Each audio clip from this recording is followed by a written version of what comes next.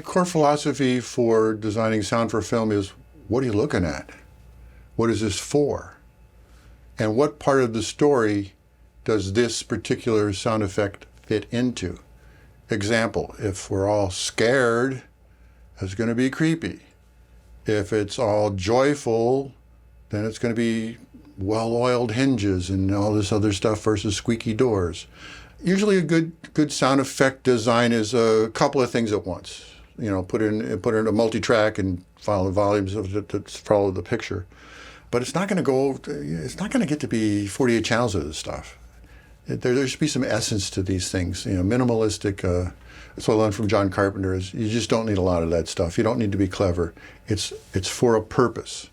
So as long as it satisfies the purpose of what you're doing, done. And you got to let go. You know, you just can't hang on to these things forever.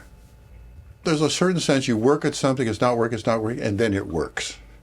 That's the experience level. Sometimes the first take is the best one. You've overthought it.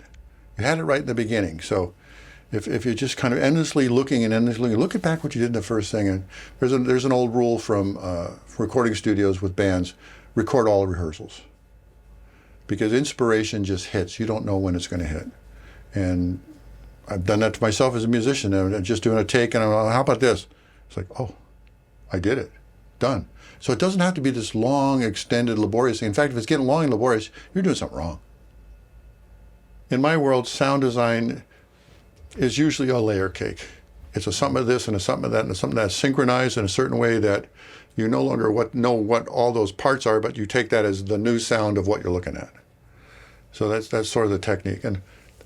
And economy is the way. I've seen people do sound designs on shows where they literally throw the whole kitchen sink in, and it's up to the mixers to figure it out. I guess you've CYA'd, but that's not what you want to do. They want somebody like me to go through the whole thing, make a judgment call, and come up with something that's cool. And I have enough experience that I can do that.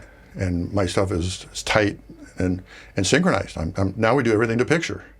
So, you know, put up your video file and just go scrub and minutely volume in and out, and with, you know, X number of tracks. But usually, I'll have to say, when you get to about 16 tracks or something, you're done. What do you need 48 tracks of what? You know. The other thing, just back to clues, if a sound is going to be there constantly for about 30 seconds, the audience doesn't hear it anymore. So the idea of constantly refreshing the atmosphere, the background, even the AC, to different locations, different perspectives, because nothing sounds the same that long.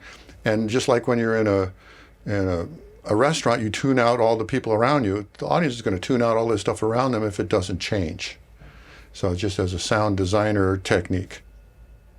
The other thing about sound effects, consider this. What are we doing? We're telling a story. So the sound effects should reflect the story constantly with these updates. Simple example, a door close. A door close can go gently, normal, slam. That's a different sound for it. Same door.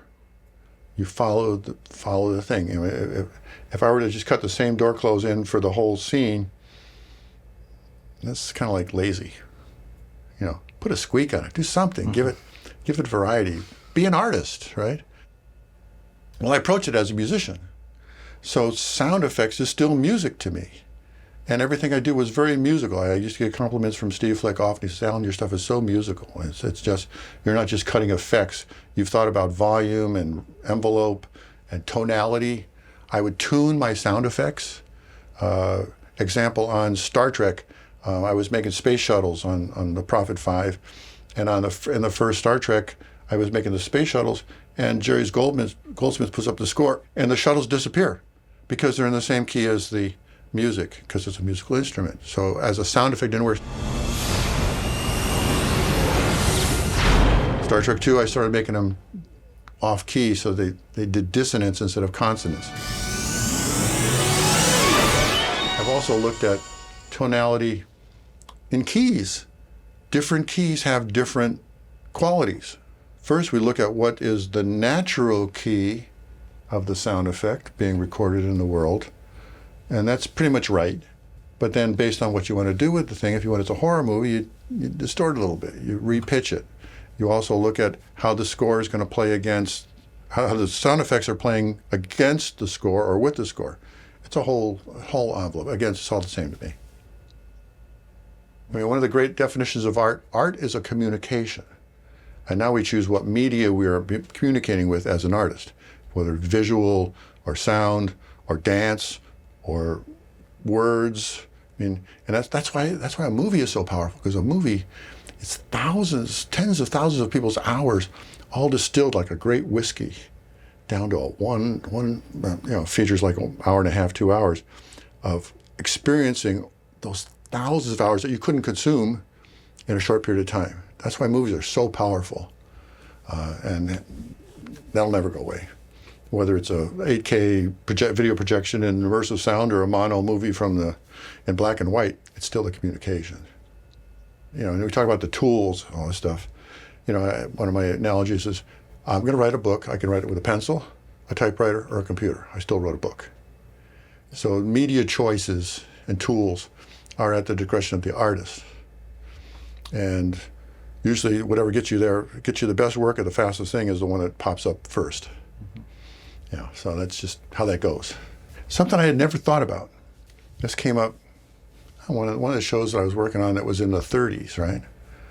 And sound effects also have decades. So I had to make some 1930s traffic. Well, nobody ever recorded 30s traffic. So I took a bunch of carbis of old cars. I made a track that was 30s traffic sound, because nobody was ever there to record it. And now with the technology, golly, if you were to set a scene in the 60s or in the 70s or in the 80s, the phone's written different, the TV sounds different, everything sounds different. So just like there's decades of music genres, there's decades of sound effects genres. And as a sound designer, you want to consider that on what you're working on.